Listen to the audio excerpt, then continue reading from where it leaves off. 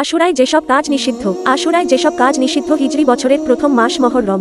এই মাসের 10 তারিখকে আশুরা বলা হয়। নানা কারণে পরিচিত ঐতিহাসিক আশুরা উপলক্ষে অনেক উৎসব পালিত হয়ে থাকে। আশুরায় রোজা পালন, বিশ্বনবী সাল্লাল্লাহু আলাইহি ওয়াসাল্লামের পরিবার পরিজনের জন্য দোয়া এবং স্বাভাবিক নফল ইবাদত বন্দেগীর বাইরে অন্য কোনো রুসুম রেওয়াজের ধারা অব্যাহত রাখা বৈধ নয়। এমনকি কিছু কিছু রুসম রেওয়াজ পালন করা নিষিদ্ধও বটে। আশুরায় রোজা ও অন্যান্য সময়ের মতো নফল ইবাদত বন্দেগী ছাড়া বিশেষ কোনো ইবাদত বন্দেগী কিংবা রুসুম রেওয়াজের দিক নির্দেশনা নেই। আশুরাকে উপলক্ষ করে যেসব কাজ ও ইবাদাতে ইসলামের নির্দেশনা নেই তা হলো আশুরা উপলক্ষে নিজেদের শরীরকে চাকু, ব্লেড, ছুরি কিংবা লাঠির আঘাতে রক্তাক্তকরণ। এই বছর ইরানের সর্বোচ্চ ধর্মীয় নেতাও নিজেদের শরীরকে রক্তাক্ত করার বিষয়টিকে হারাম ফতোয়া দিয়েছেন। আশুরা উপলক্ষে রণপ্রস্তুতির মহড়া প্রদর্শন, আশুরা উপলক্ষে সাজসজ্জা প্রদর্শন, আশুরা উপলক্ষে মোমবাতি প্রজ্বলন করা, আশুরা উপলক্ষে ঘরে ঘরে হালুয়া রুটি বিতরণ। তবে অনেকেই গরিব অসহায়দের খাওয়ানোর দোহাই দিয়ে এটি জায়েজ বা বৈধ করার প্রচেষ্টা চালায়। মূলত তা হয় না বললেই চলে।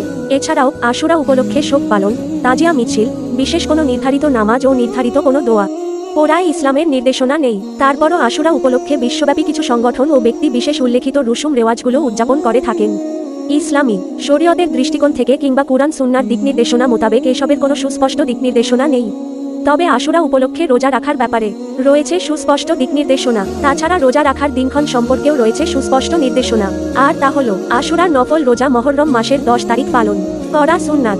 এই দিন রোজা পালনকারীর বিগত বছরের গোনাহ ক্ষমা করে দেয়া হয় বলে ঘোষণা করেছেন স্বয়ং বিশ্বনবী সাল্লাল্লাহু আলাইহি ওয়াসাল্লাম।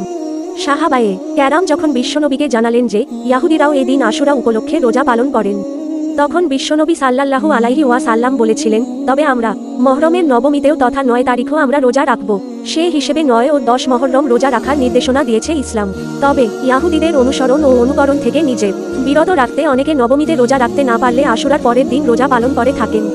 আর তাতে 2টি রোজা পালন করা হজ। সেক্ষেত্রে 9 ও 10 মহররম রোজা রাখলে হাদিসের সুস্পষ্ট নির্দেশনা পালন হয়ে যায়। 9 তারিখ রোজা রাখতে না পারলে 10 ও 11 মহররম রোজা পালনের মাধ্যমে ইয়াহুদীদের অনুসরণ থেকে বিরত থাকা যায়। আর এ কারণে অধিকাংশ ইসলামিক স্কলাররা আশুরার পরের দিন রোজা পালন করাকে বৈধ বলে মত দিয়েছেন। তবে উত্তম হলো 9 ও 10 মহররম রোজা পালন করা। তবে কেউ কেউ 9-11 মহররম এই 3 দিন রোজা পালনের পক্ষে মতামত ব্যক্ত করেছেন। আল্লাহ তাআলা মুসলিম উম্মাহকে আশুরা ইবাদত বন্দেগী মনে করে রুসুম রেওয়াজ নিয়ে বাড়াবাড়ি করা থেকে নিজেদের বিরত রাখার পাশাপাশি হাদিসের নির্দেশনা মোতাবেক রোজা পালন করার তৌফিক দান করুন। সোহাদায়ে কারবালা সহ আশুরায় ঘটে যাওয়া সব ঘটনার জন্য আল্লাহর কাছে দোয়া করা ও আল্লাহর সাহায্য প্রার্থনা করার তৌফিক দান করুন। আমিন।